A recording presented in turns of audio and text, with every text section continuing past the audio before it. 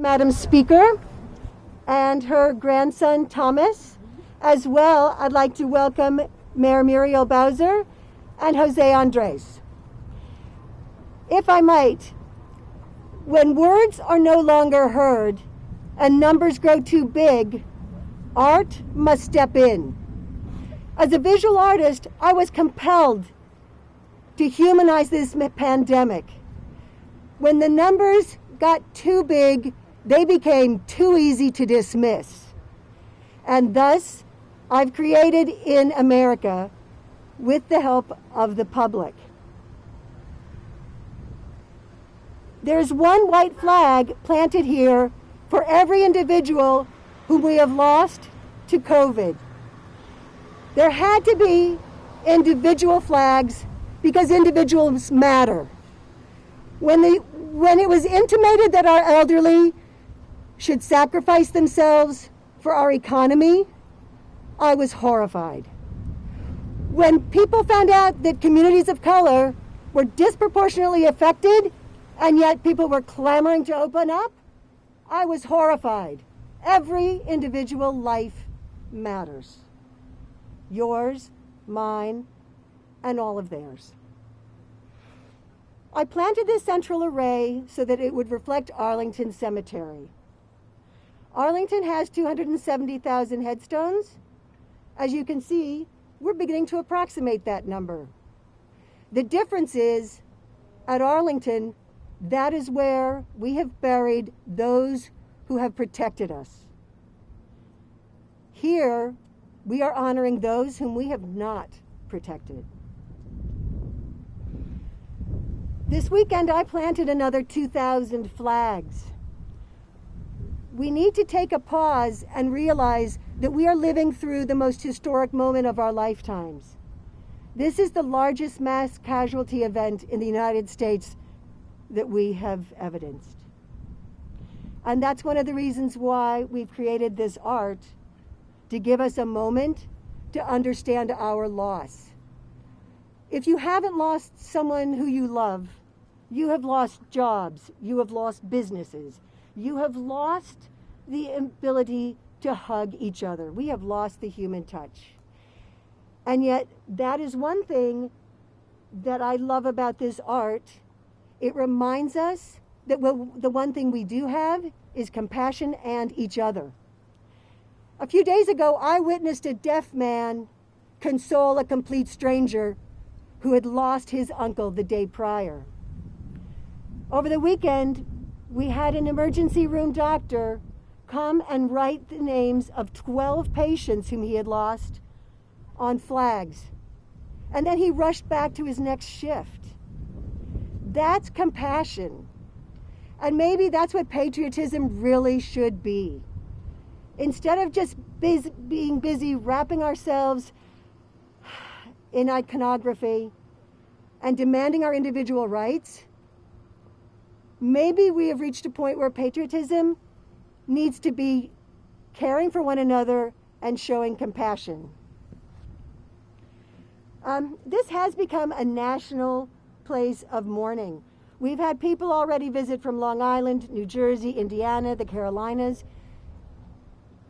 Actually, yesterday morning, a woman came from Milwaukee. She flew from Milwaukee to Columbus. She rented a car. She drove from Columbus to here to write the names of her loved ones on flags. And then she got in her car and she drove back. If we can't unite over racial issues, over socioeconomic opportunities, over ideology, we can unite in our communal loss. And that is what this art represents. I would like to thank the mayor for helping us to secure this site. It's not easy to find a site that will house this many flags and that has the reverence that is needed for this type of art. May I introduce Washington, D.C.'s Mayor Muriel Bowser, who has stood tall amongst all the unprecedented and indeed unpresidential attacks. Thank you, Suzanne. Good morning, everyone. I'm delighted to be with Suzanne Furstenberg, who had this beautiful vision on this place in front of the Robert F. Kennedy Memorial Stadium. We affectionately just refer to it as RFK, where we stand to recognize and to mourn more than 230,000 Americans who have succumbed to COVID-19. Here we not only mourn, but we stand ready to demand a national response to COVID. We stand with our fellow Americans who have experienced such great loss. And we commit ourselves to doing everything that we can locally, as we have done, to stand shoulder to shoulder to protect Washingtonians. And even with all of the sacrifice, more than 600 Washingtonians have succumbed to COVID-19. And we stand with their families, expressing our most sincere condolences. I want to thank the Speaker of the House, Nancy Pelosi, who has been such a sound, persistent voice for the American people. I want to thank her for recognizing the human loss and the life loss, but also recognizing that the economic catastrophe caused by COVID-19 will take many months and years for all of us to overcome. Personally, we all have to thank her for speaking up for Washingtonians when we have seen what a national government can do to a city without two senators. We want to thank Speaker Pelosi for never forgetting that we're taxpayers, that we love our country, and that we're always going to do our part. So, Madam Speaker, on behalf of all of us, thank you very much. I also want to acknowledge Chef Jose Andres, who responds to emergencies around the world, and we've seen that he's willing and able and very competent in responding to emergencies right here at home. So on behalf of 700,000 of us in Washington and those families who have lost loved ones or people who have become sick, I want to thank the artists for this, and also announce that we will extend the ability for this exhibit to stay here through the month of November. So with that, I want to introduce Chef Andres, who will introduce our speaker. Jose. Thank you, Mayor. Thank you very much, Mayor Bowser, and thank you for your leadership all this month. To be a leader in these moments is not easy. And we see when leadership steps up. Actually, I'm not so happy that this is happening at RFK. I think this should be happening right on the grounds of the White House. Because in a way, we need to be reminding our leader,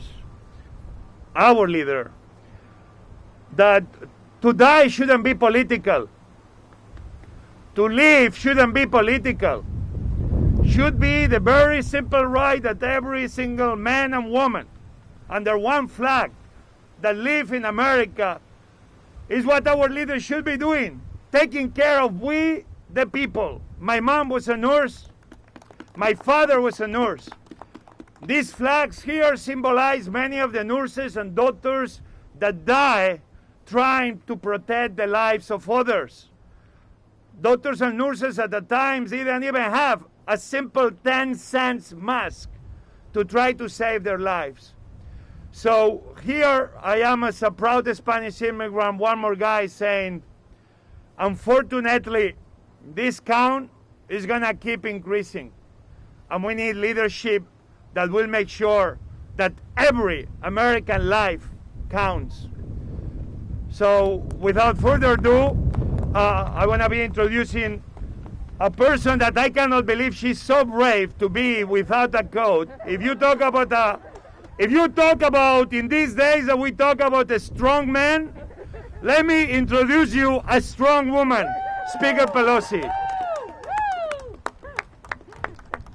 Thank you very much, Jose, not only for your wonderful introduction, which I'm sure my grandson Thomas will appreciate, but for being such a source of charity to so many people.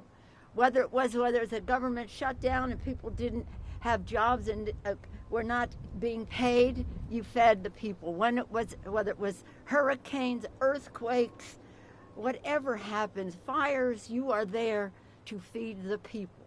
You are a source of great charity. And that's why it's such an honor to be with you today. So let's start with the three most important, the virtues: faith, hope, and charity. Suzanne Furstenberg and her husband Doug and their children have faith.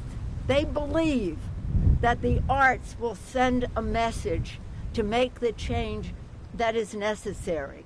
They believe that this impression will inspire people, will make them sad, but also make them strong to say, what can we do to stop this? I've known Doug and Suzanne for over 30 years. I remember when their children were born, so it's a personal privilege for me to be here with them today and to see this remarkable demonstration of the arts. I always believe that the arts can bring us together, whatever our differences, because we cry together, we mourn together, we're inspired together.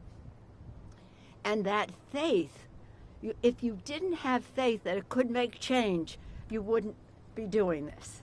So thank you for your deep faith. And that faith is in the goodness of others. And the faith in the goodness of people who is like Jose Andres. But as I said earlier, a source of great charity. A source of great charity. It's such an honor that he is here, and my understanding is that some people want to make contributions and that you probably will announce that it will be to feed the hungry. A biblical call to feed the hungry that Chef Andres honors all the time. So we have faith in the goodness of others that gives us hope. That is our mayor. She is such a fabulous leader. She sees it all in perspective. She sees it all in perspective. She leads with strength, with charity, with faith, and she therefore gives us hope. The mayor has had one of the biggest challenges because so many things have been happening around this and everything that goes with it without going into any detail there. But I have seen her in action.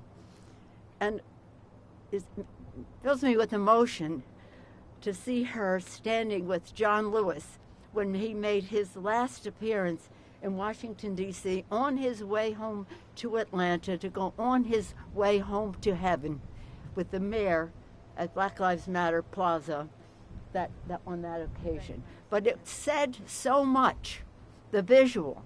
It said so much about all that people have been through, but the hope that we have for the future. So Suzanne and Doug, and Suzanne, especially to you, the artist, I know people are going to be coming to write names on these flags as well of loved ones that they have lost. It's almost incomprehensible that here in America this would happen. But thank you for giving us this optic, this visual manifestation of it. Not only the lives, how horrible all this time, but the families, the communities that had lost maybe 1,000 healthcare providers. They risked their lives to save lives, and now here they are in this display.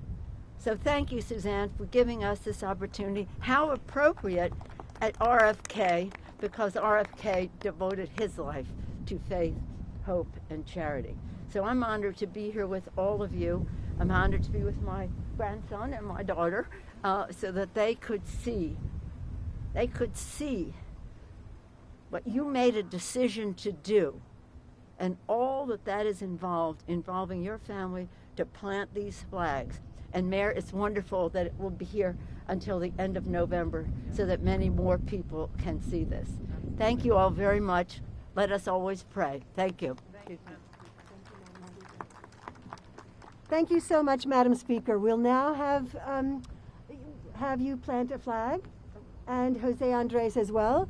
Just to make a note, people have asked if they could contribute to this cause. The greatest contribution is to contribute to Jose Andres' wonderful efforts, because we've got to keep everyone safe and fed throughout this long winter that approaches. Thank you.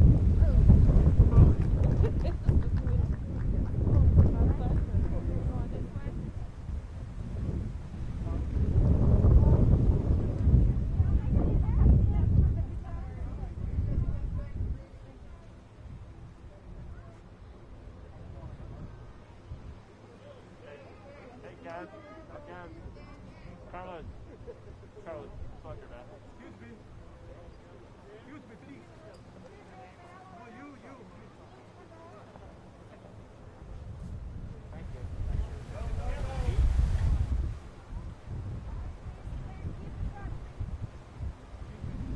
Thank you so much. Thank you. We're rolling along. Can you please take a picture? Thank you.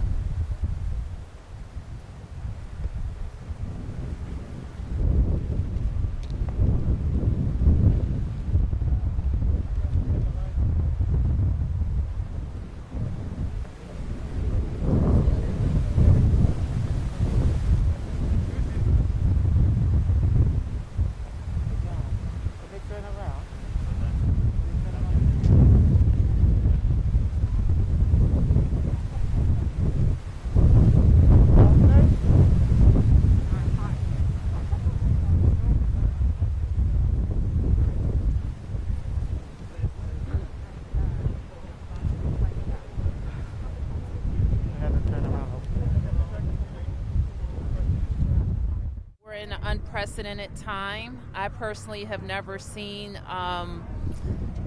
this amount of boarding up of DC businesses, triggering for a lot of people a time in our country where we had to be concerned about peaceful transitions of power, or the fair counting of votes, or the unintimidated access to the polls. And so that all saddens me. I will say that our Homeland Security team and police department have been planning for many weeks to prepare for election night. Our message to DC residents is to go vote. If you haven't already voted, you can vote today at an early voting center through 8 p.m. Voting begins tomorrow, 7 a.m. to 8 p.m. at more than 90 locations across the district. So exercise your right to vote. Don't wait until tomorrow. Go today, go early to make sure your vote counts, and then go home.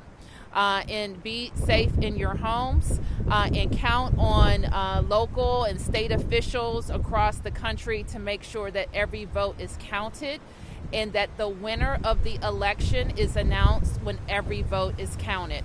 And that's what we will rely on from our own Board of Elections, and we know that will happen at locations across the country. Will you declare curfew tomorrow night? I don't expect to. The question was, will I declare a curfew? And at this stage, our planning doesn't indicate that that would make DC safer, and we don't expect to. But if that should change, we will get that out far and wide. What's your reaction to the national violence in DC? Kind of stoked the concerns that if the president loses, this is what's going to happen. Sorry, the president loses, this is what's going to happen. I haven't, I don't know what the footage is that you're referring to, but we are a peaceable people in the district. Our police department is accustomed to helping to manage peaceful protests, but we do demand that people exercising their First Amendment rights follow the law, do not assault our police officers, respond to orders from police, and if there are to be demonstrations, that they remain peaceful. That if someone's trying to make use of what has happened here to say if the president wins, the left is going to go crazy again. What's happened in the past? I can't comment on that. I can just say what We know it's appropriate in what DC residents expect on our streets and for people who visit our city. How many Police policemen? department- One will second, be you've had a deployed? question. The police department last week said that there was no credible threat, and I think you also said that. But I guess at the same time, all the officers are going to be on duty. That's correct. And why is that there? We have to be prepared, Sam. We want to keep our streets safe. First, we want people who are peacefully protesting to be safe, and we want to be able to identify and deal with people who might come here for mayhem and destruction. We do have, and I'll ask Chris Rodriguez to talk about if we have any permits in place already.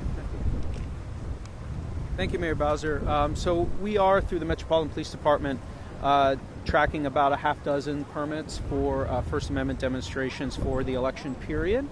All of the organizers have been in touch with the Metropolitan Police Department, make sure that they do that and they exercise their First Amendment constitutional rights in a safe and secure way. So there are going to be 6 groups, you said, that'll be protesting? Well, so far we've seen permits for about 6 groups.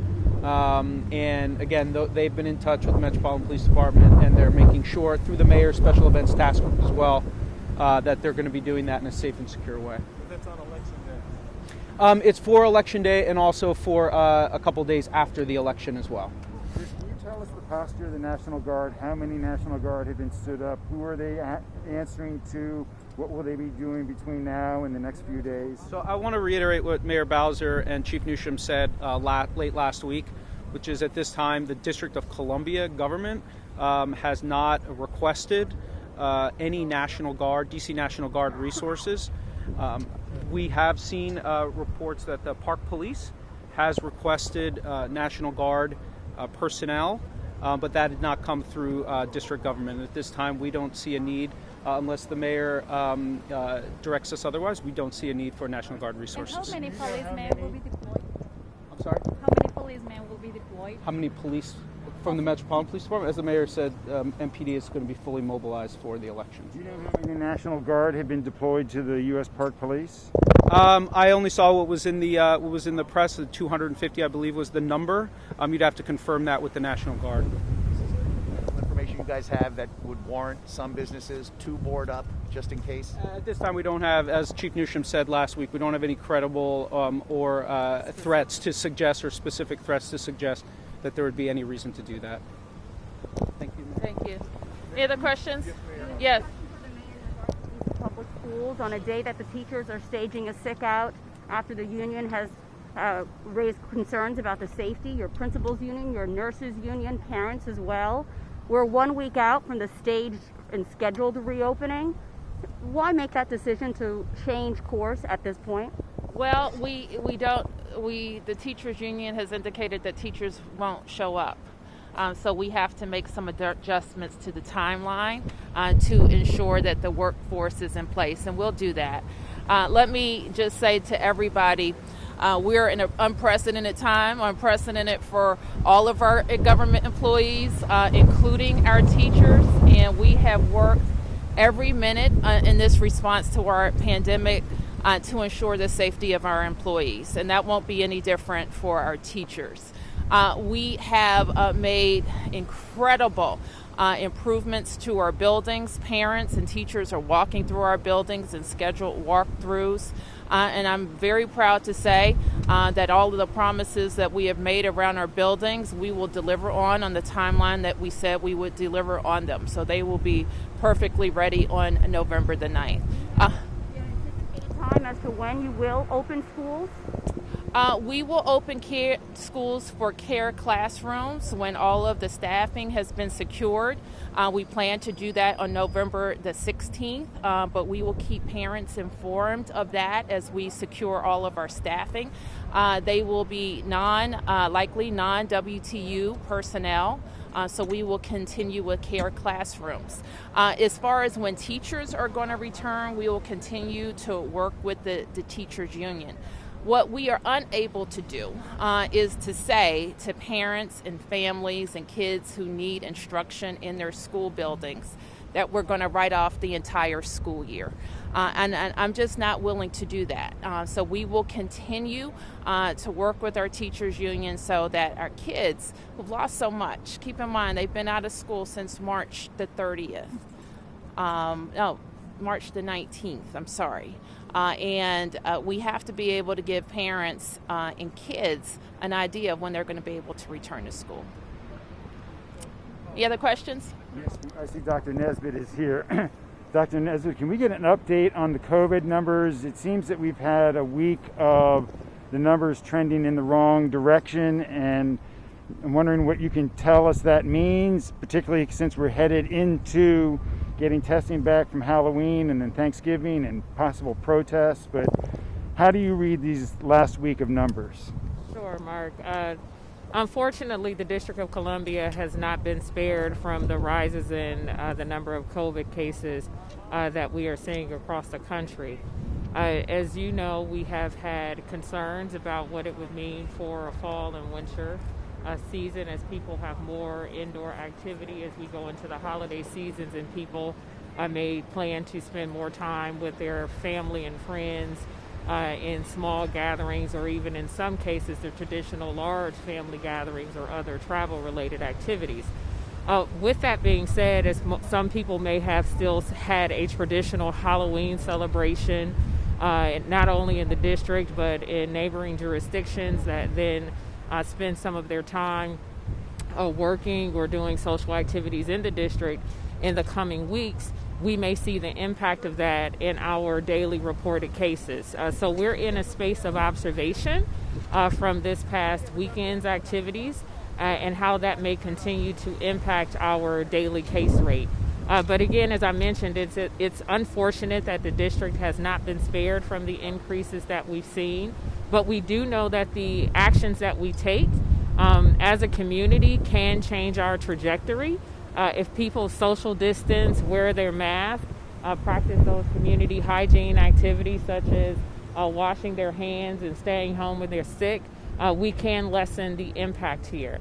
And it's also important to note that as activities are available in the community, social related activities, certain types of entertainment, it doesn't mean that everyone has to participate in them and participate in them every day.